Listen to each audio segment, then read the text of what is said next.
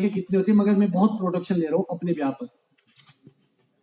उसका पीछे एक रीजन है जी, शायद मेरी मैनेजमेंट हो सकती है न्यूट्रिशन और सॉइल की अच्छी हो। दूसरा जी पॉलन, डिफरेंट टाइप के पॉलिनेशन लगाओ। मेरे बगीचे में दुनिया भर का पॉलिनेशन है जी। सेब तो लग रहा है जी पॉलिनेशन से। अगर आप ये सोच रहे कि विदाउट पॉलिनेशन होगा तो सोच गई जी आपकी, नहीं हो सकता जी सेब।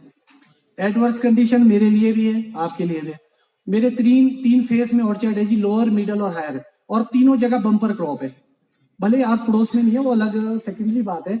उसका मतलब है कि थोड़ी सी प्रैक्टिस जो हम करें वो आप भी करो, शेयर करो, ताकि हर आदमी के सेव हो जाए, क्योंकि एप्पल इंडस्ट्री हम सबके दम से, एक आदमी के दम से कभी नहीं हो सकती। और उसके बाद आती है जी फंगल, जो मैं समझ पढ़ पाया हूं जी, या जान पाया हूं, जिस दिन पत्ती आनी शुरू होती है बगीचे में, उससे 60 से 65 दिन तक कोई भी बीमारी नहीं आती है पत्तों में। जो आप फंगेसाइड यूज करते हो वो वेस्ट ऑफ मनी है।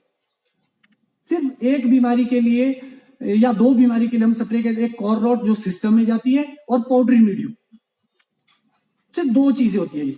उसके बाद जो फंगस एंटर करती है जी, ओवरटी है जी, अल्टरनेरिया, जो कि बहुत खतरनाक नहीं होता। आप उसको एक्सटेंड कर सकते हैं 10 दिन तक। आपको मैं थोड़ा सा फ्लैशबैक में ले जाऊंगा अपने बुजुर्गों ऊपर। बुजुर्ग क्यों बोलते थे जी हमारे के तीसरी स्प्रे डाइथिन और बेविस्टिन की करो। उन बेचारों को पता नहीं था, नॉलेज नहीं थी, मगर उनको पता था कि पर्टिकुलर टाइम पे कोई बीमारी आती है जिसको हम स्प्रे करके इसको, आप तो कोई भी दवाई डालो वहां पे असर करेगी। एक्चुअल में क्या था जी, वो सिस्टमेटिक और कॉन्टेक्ट दोनों तरह की थी। और वो अगर आप कभी ढंग से देखेंगे ना जी, वो तीसरी स्प्रे जाती कब थी? वो तीसरी स्प्रे जाती 60 दिन पे थी ऑटोमेटिकली। उनको पता नहीं था बेचारों को, फिर भी वो स्प्रे करते थे, तो इसलिए उसके बेहतर रिजल्ट आते थे। और दो चीजें जो मैं और समझ पाया हूँ जी अपनी इन प्रैक्टिस से, कि जो पाउडर फॉर्म की होती है जी उसको थोड़ा अवॉइड करो स्प्रेज को। अगर करते हैं तो उसमें स्प्रेडर स्टिकर हर स्प्रे में जरूर डाले जी, क्योंकि जी जो आज बहुत सारी प्रॉब्लम्स आती है जी रस्टिंग वगैरह की, वो उनमें एक कारण ये भी है। और जो मैं समझ पाऊँ जी, पाउडर फॉर्म जितना ज्यादा आप यूज करेंगे माइट उतनी ज्यादा आएगी। मेरे अपने एक्सपीरियंस है, लिखित कहीं नहीं है कि ये लास्ट है। तो जो ये प्रॉब्लम्स है जी, इसको आप कंट्रोल कर सकते हैं। जो रेस्टिंग की बहुत बड़ी प्रॉब्लम आती है जी, मैक्सिमम दवाइयां बेची भी जाती है और हम डालते भी जी रस्टिंग के नाम पे। रस्टिंग दो तरह की होती है, एक रस्टिंग होती है, एक रसेटिंग होती है। ऊपर जब गोला बने वो रस्टिंग, जब वो फ्रूट पे नीचे आ जाए तो रसेटिंग का रूप ले लेती है। जो दो तरह की होती है, क्योंकि जी इसमें सबसे बड़ा जो इम्पैक्ट करता है वो क्लाइमेट का करता है, जिसपे हमारा कंट्रोल नहीं है। अनइवन फर्टिगेशन या बहुत सारे मॉलिक्यूल्स को इकट्ठा स्प्रे करना। और इसी बीच में स्प्रे के बारे में बता दो जी, कभी भी ओवरडोजिंग ना करें। आपको मैं एक थोड़ी सी बात बताऊं, स्कोर हम मैक्सिमम लोग डालते हैं जी 50 ml। 50 में भी रिजल्ट नहीं देता, क्यों? क्योंकि हमने शुरुआत 50 से की, जबकि वो यूनिवर्सिटी ने जो रिकमेंडेशन दी थी कंपनी से, वो 30 ml थी 200 लीटर पानी में। पहले तो आप अपने वॉल्यूम चेक कीजिए अपने ड्रम का कि 200 लीटर कहाँ आता है, और जितना बोला गया उतना ही डालो। ओवरडोजिंग हमेशा रेस्टिंग का कारण बनती है। ओवर बोरॉन रेस्टिंग का कारण बनता है। और जो सबसे बीच हमारे बीच न्यूट्रिशन को लेके जो दिक्कत दी जाती है जी, कैल्शियम को लेके, कैल्शियम साइज रोकता है, बिल्कुल रोकता है जी। तभी तो हम कैल्शियम की स्प्रे नहीं करते, और हमारा सेब इतना बड़ा होता है जी, एक पेटी में एक ही डालते हम। होना चाहिए था नहीं जितना बड़ा, अगर कैल्शियम से साइज रुकता। कैल्शियम साइज डेवलपमेंट में सबसे अहम कड़ी है जी। कैल्शियम सेल बॉन्डिंग में, सेल डिवीजन में सबसे अहम रोल करता है। इसी मीटिंग में जी टोरे आया था नॉर्वे से, एक अंग्रेज। उससे पूछा गया जी कि कितनी स्प्रे करते हैं, उसने बोला कैल्शियम की 20 स्प्रे करते हैं। सोचो जी इस बात को, 20 स्प्रे करते हैं।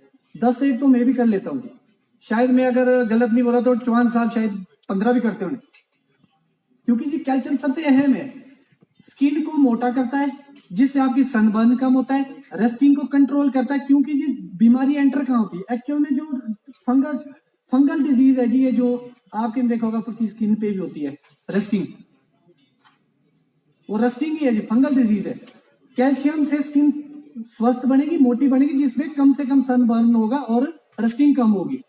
कैल्शियम हर स्प्रे में करे, मगर थोड़ा थोड़ा करके। और दूसरी बात है जी, कैल्शियम बड़ा स्लो काम करता है। कैल्शियम को स्पीड अप करने के लिए जी हमेशा देखना होगा आपने, कैल्शियम और बोरॉन का मिक्सचर आता है। मैं किसी कंपनी पे नहीं जाऊंगा जी, आपको जो सस्ते रेट में मिले, जो अच्छी कंपनी मिले उसका डालो। कैल्शियम जब भी डालना विद बोरॉन, और हर स्प्रे में मेरे हिसाब से पेटल फॉल से शुरू करो। हर 30 ग्राम, 50 ग्राम, 100 ग्राम, 150 ग्राम, 200 ग्राम, थोड़ा थोड़ा करके ऊपर तक जाओ। जितना आप थोड़ा थोड़ा करके देगी उतना ज्यादा, क्योंकि जी कैल्शियम जो मैं समझ पाया हूँ जी, कैल्शियम पत्ते नहीं लेता है, कैल्शियम डायरेक्ट फ्रूट लेता है। आज कैल्शियम की बहुत ज्यादा कमी है जी।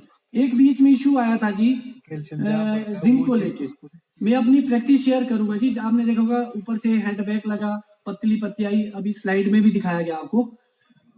उसके लिए मैंने एक इलाज किया जी, मेरे को इसमें जो हेल्प की डॉक्टर सिरोही जी ने की थी। जिंक सल्फेट 8 kg एक ड्रम में डाला, उसमें 100 किलो ताजा गोबर डाला, और मैं 10 से 11 दिन तक उसको घोलता रहा जी, सुबह शाम जब भी टाइम मिला। उसके बाद जब वो लिक्विड फॉर्म में बना जी, तो मैंने 4 से 5 लीटर पर प्लांट पौधों में डाला, जिसमें हेडबैक था और आपके जिंक की डेफिशिएंसी थी। आप हैरान होगे जी, 100% ठीक हो चुके आज वो जिंक की कमी। मेरे को नहीं पता कि वर्किंग कैसे करता हो, करता किया भी कि नहीं किया, मगर उसके डालने के बाद खत्म ही हो गया जी। आज शायद 8 से 10 साल हो गए जी, नहीं आई वो प्रॉब्लम दोबारा से हटके, ठीक हो गई जी। क्योंकि जी हर चीज जो मैंने आपको बात बताई वो प्रैक्टिकली की गई है, और बिना प्रैक्टिकली मैं कुछ बोलता ही नहीं, क्योंकि खुद नहीं हूं नहीं जी इस फील्ड से, क्या हुआ पढ़ा लिखा भी कम हूं, मगर जो बात करूंगा जी, जो मैंने ट्रायल किए ना जी, जिसके रिजल्ट मिले वो प्रैक्टिस फॉलो की। और मैं आप सबको फिर से एक बार बात बताना चाहता हूँ जी, अगर आप प्रोफेशनली अपने बगीचे में नहीं आएंगे, दिल लगा के काम नहीं करेंगे, सेब की फार्मिंग नहीं हो सकती, अब नहीं हो सकती, लेबर के भरोसे नहीं हो सकती, प्रोनिंग नहीं हो सकती, ट्रेनिंग नहीं हो सकती, न्यूट्रिशन मैनेजमेंट नहीं हो सकती। आप लोगों को बगीचों में आना पड़ेगा, काम करना पड़ेगा, तब जाके एप्पल इंडस्ट्री खड़ी होगी।